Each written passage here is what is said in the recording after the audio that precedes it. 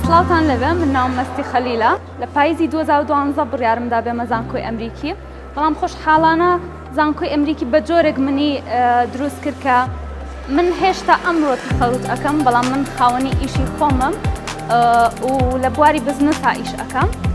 هیوادارم ئەو تەلەبانی کە هێشتا ماویانە بڕیار بن زانکۆی ئەمریکی لە عێراق سلێمانی هەڵبژێرن چکە باشترین هەڵبژاردەی ئەوانە بێت بەهۆی چالاکیەکانی زانکۆی ئەمریکیەوە کە هەمیشە بەشداریم تیادا کرد من کاندیدێکی زۆر ئامادەم بۆ ئەوەی کە تەخەڵوت بکەم ئەمڕۆ لە زانکۆی ئەمریکی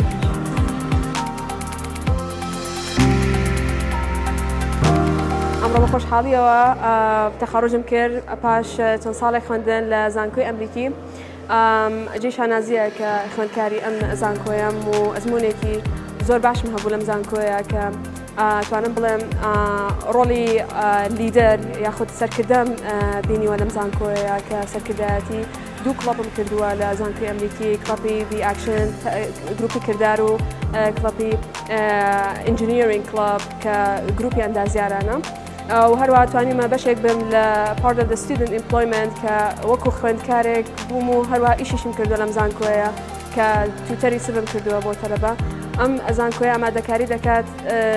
کە تەنها نەخوێنیت و تەنها معلومات وەرنەگریت بەڵکو وەکو سەرکردەیەک دەور ببینی و دڵنیاشم ئایندەیەکی ڕۆنی هەیە بۆم تەشجیعی هەموو